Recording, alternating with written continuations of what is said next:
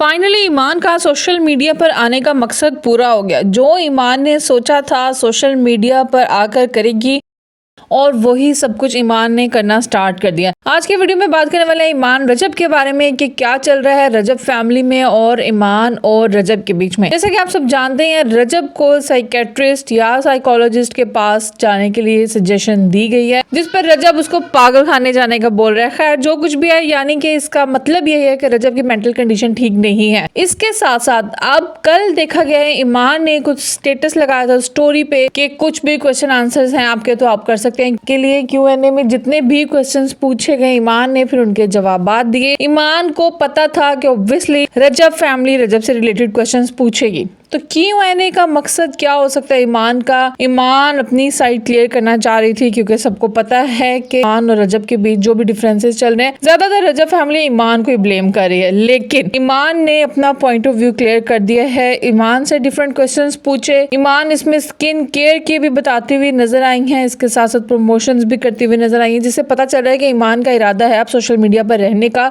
और अपनी वीडियोस को प्रमोट करने का, यानी कंटेंट क्रिएट करने का। ईमान के फॉलोवर्स ऑलरेडी बढ़ते ही जा रहे हैं क्योंकि ईमान जाहिर है रजब की वाइफ है तो उनको लोग जानते हैं और जानना चाहते हैं मजीद भी। कोई Q&A में पूछा गया था किवान के बारे में कि क्या किवान प्री मैच्योर था, जिस पे फौरन से ईमान ने बताया कि यस वो प्री मैच्योर था।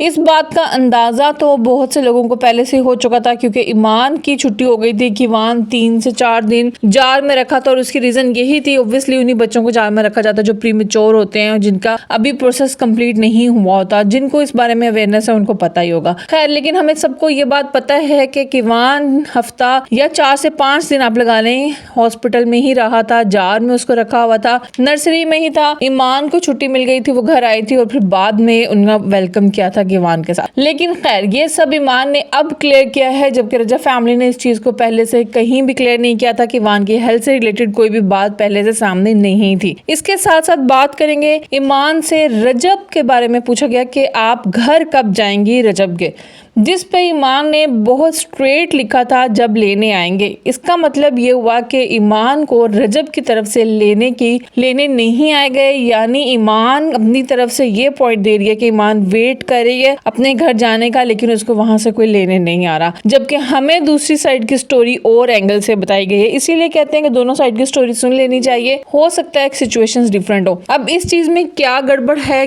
क्यों रजब लेने नहीं आ रहा और क्यों ईमान जा नहीं रही, या फिर वाकई ऐसा ही है कि ईमान नहीं जा रही, या दोनों साइड की स्टोरी आपको पता चल गई। रजब का कहना है कि ईमान वापस नहीं आ रही और ईमान का कहना है कि कोई रजब के उसको लेने कोई नहीं आ रहा। खैर अब ये क्या सच्चाई है ये तो बहुत जल्द पता चल ही जाएगा, क्योंकि ईमान अब सोशल मीडिया पर एक्टिव है और ईमान एक्सपोज कर रही है कि क्या क्या चल रहा है। ये रिश्ता बचता या नहीं बचता, लेकिन एक्सपोज जो भी होगा वो हो ही जाएगा। दूसरी तरफ बात करेंगे रजब को साइकेट्रिस्ट का मशवरा जो दिया गया है वो भी ऑब्वियसली उसकी मेंटल स्टेट को देखते हुए दिया होगा। हो सकता है रजब ईगो में आके नहीं ईमान को लेने जा रहा और ईमान का पॉइंट ऑफ व्यू किसी तरह से ठीक ही हो, क्योंकि साइकेट्रिस्ट के पास आपको मोस्टली जब भी आपको सजेशन दी जाती है जब आपको थेरेपीज की जरूरत हो, यानी आप अपना माइंड को चेंज करना चाह रहे हो, तो मे भी ऐसा ही कुछ हो जिसकी वजह से गजल जवाद उसको साइकेट्रिस्ट के पास लेके जाना चाह रही है, ताकि इसकी ईगो या जो भी दिमाग में चीजें बैठ जाती हैं ओल्ड रिलेशन को लेकर वो चीजें खत्म हो और ये ईमान और किवान की तरफ बढ़े। आज की वीडियो में बस इतना ही, आप समझेंगे नेक्स्ट वीडियो में, तब तक के लिए अल्लाह हाफिज।